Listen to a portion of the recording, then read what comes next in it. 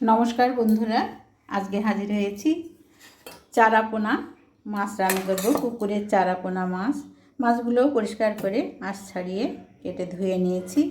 এবারে ভালোভাবে আমি লবণ হলুদ মাখিয়ে নিয়েছি।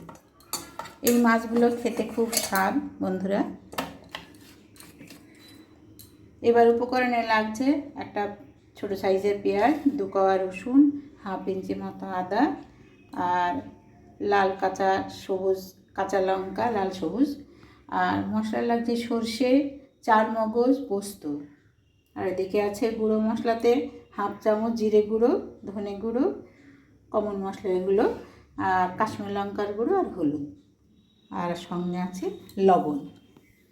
এইবার গ্যাসে একটা কড়াই বসিয়ে তেল দিয়ে তেলটা গরম করে নিয়েছি। এবার মাছগুলো আমি ভেজে নেব।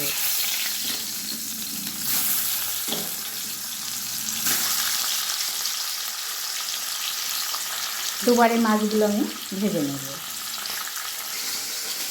মাছগুলো ভাজা হচ্ছে তখন আমি মশলাগুলো রেডি করে নিচ্ছি।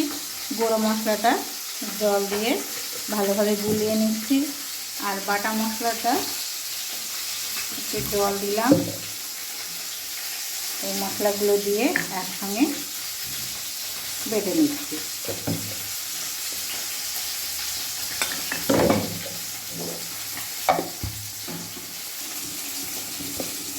মশলাটা ভালোভাবে বেটে নিয়েছি, গুঁড়ো মশলাটা গুলিয়ে নিলাম। এবার ভাজা মাছগুলো ভাজা হয়ে গেছে, এবার তুলে নিচ্ছি।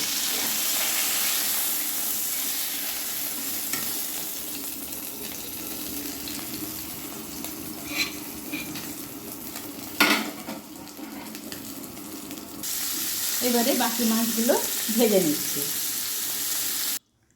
মাছগুলো ভেজে তুলে নিয়েছি। এবারে কড়াইয়ে সর্ষের তেল দিয়ে দিলাম, আর ফোড়নে দিচ্ছি তেজপাতা, শুকনো লঙ্কা আর জিরে।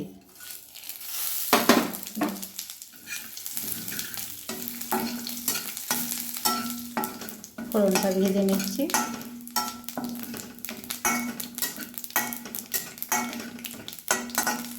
ফোড়ন ভাজা হয়ে গেছে, ফোড়নের একটা মিষ্টি সুগন্ধ বেরিয়ে এসছে। এবার আমি বাটা মশলাটা দিয়ে দিলাম।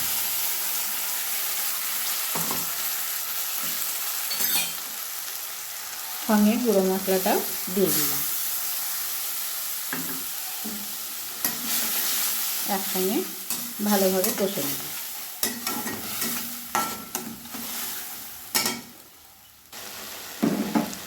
মশলার বাটি ধোয়া জলটা দিয়ে দিলাম,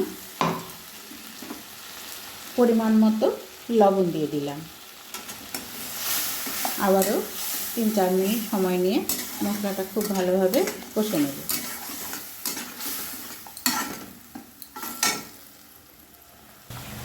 মশলা কষানো হয়ে গেছে, তেল ছেড়ে দিয়েছে। এবার আমি ঝোলের জন্য জল দিয়ে দিলাম।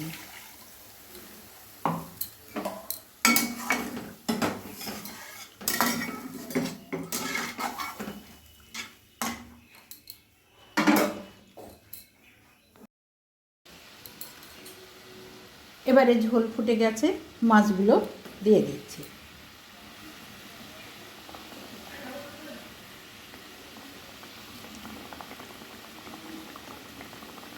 পুকুরের মাছ বন্ধুরা খেতে এত সাধারণ, স্বাদে এত সুন্দর লাগে খেতে। দুপুরের ভাতের সঙ্গে খেতে খুব ভালো লাগে। মাছ রান্না প্রায় আমার হয়ে গেছে। এবার আমি গ্যাস অফ করে 2 মিনিট ঢাকা দিয়ে রাখলাম।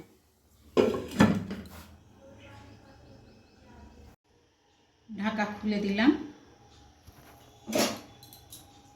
তৈরি হয়ে গেল চারাপোনার ঝোল। যদি ভালো লাগে রান্নাটি অবশ্যই একবার করে খাবেন। আমার চ্যানেলটিকে সাবস্ক্রাইব করার অনুরোধ রইল। সবাই ভালো থাকবেন, সুস্থ থাকবেন।